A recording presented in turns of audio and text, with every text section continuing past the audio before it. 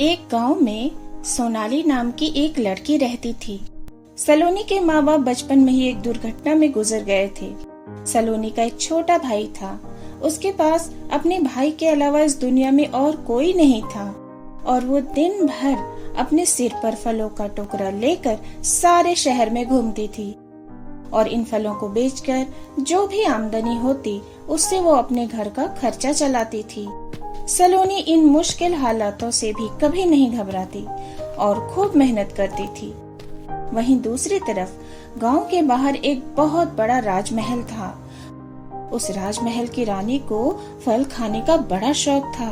रानी दूर दूर देश से अपने लिए फलों को मंगवाती और उनको बड़े चाव से खाती थी।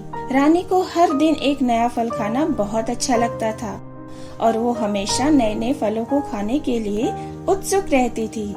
एक दिन की बात है, सलोनी अपने फलों के टोकरे को लिए गली गली फल बेच रही थी।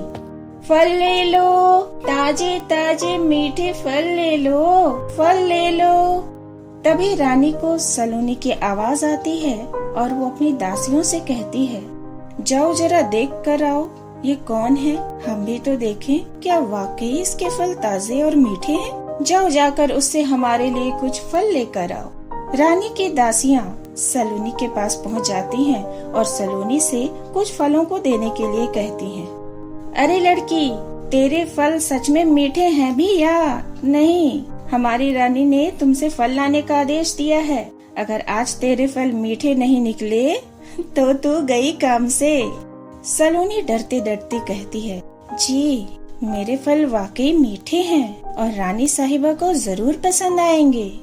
दासियां सलोनी से कुछ फल लेकर वहाँ से चली जाती है और उन फलों को रानी को खाने के लिए देती है और वो रानी सलोनी के फलों को खाकर बहुत खुश होती है। और अब जब भी सलोनी राजमहल की तरफ आती तो रानी उनके सारे फलों को खरीद लेती थी और बदले में सलोनी को इनाम भी देती थी। इस तरह दिन गुजर रहे थे। अब रानी सिर्फ सलोनी से ही फलों को खरीदती और इस तरह सलोनी को भी खूब पैसे मिल जाते और उसका घर बहुत अच्छा चल रहा था। तभी एक दिन रानी को एक दूत से परी देश के फलों के बारे में पता चलता है और रानी अब परी देश के फलों को खाने के लिए उत्साहित हो गई थी।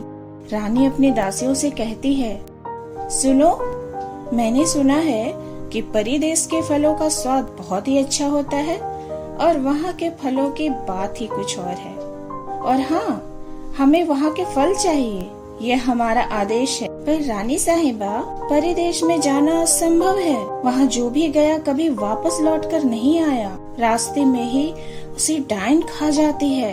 यह सब हम नहीं जानते। हमें वहाँ के फल चाहिए, वरना जिंदा तो हम भी नहीं छोड़ेंगे तुम्हें।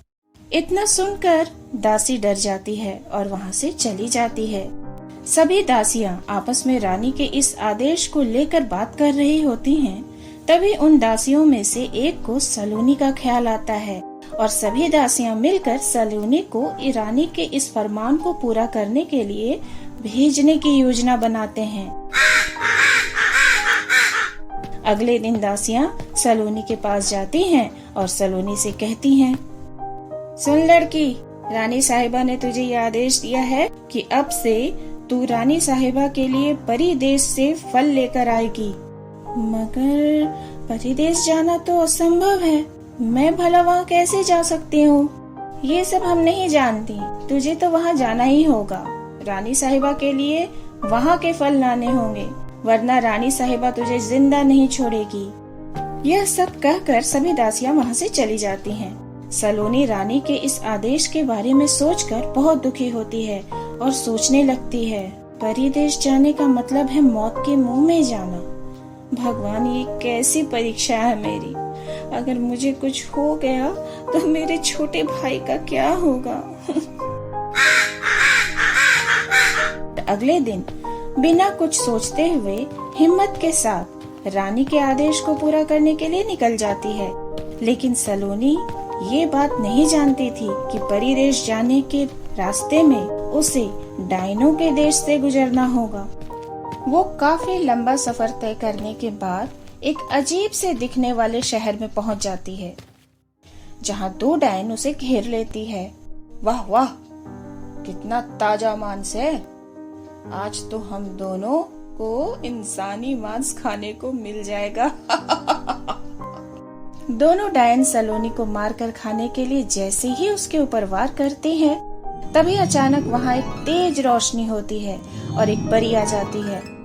वो परी अपने जादू से उन डायनों को वहाँ से मारकर भगा देती है और सलोनी की जान बचा लेती है।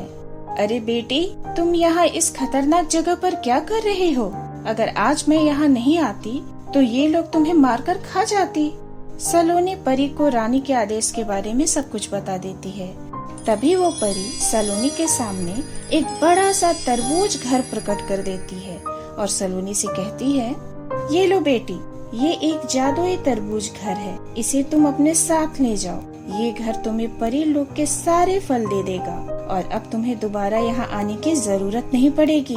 सलोनी खुशी खुशी उस तरबूज घर को अपने साथ ले जाती है और रानी के आदेश को पूरा करती है और रानी को परी देश के खूब सारे फल खिलाती है। और सलोनी के इस कारनामे से रानी बहुत खुश हो जाती है और उसे खूब सारा इनाम देती है, जिससे वो बहुत अमीर हो जाती है। अगले दिन वो दासी सलोनी के घर पहुंचती है और जादुई तरबूज घर को देखकर पूछती है, ये इतना बड़ा तरबूज घर तुम्हारे पास कहाँ से आया? सलोनी उस दासी को सारी बात बता देती है। सलोनी की इस बात को सुनकर दासी के मन में लालच आ जाता है और वो सोचने लगती है, अगर ऐसा है तो इस लड़की को न भेजकर मुझे ही परिदेश जाना चाहिए था। मैं भी रानी से इनाम पाकर बहुत अमीर बन जाती। मुझसे बहुत बड़ी भूल हो गई, मुझे अपनी भूल सुधारनी चाहिए। ऐसा कहते हुए दासी भी परीलोक के लिए निकल जाती है और रास्ते में चलते चलते वो उसी डायनों के शहर में पहुंच जाती है। वहाँ उसे एक डायन घेर लेती है। दासी उस डायन से उसे छोड़ देने के लिए कहती है, लेकिन वह डायन उसे मारकर खा जाती है। और इस तरह जिस दासी ने सलोनी के लिए गड्ढा खोदा था, लालच के कारण वो खुद ही उसमें गिर जाती है। वही सलोनी अपने भाई के साथ खुशी खुशी अपने जादुई तरबूज घर में रहने लगती है और रानी को रोजाना परी देश के अच्छे अच्छे फल खिलाने लगती है।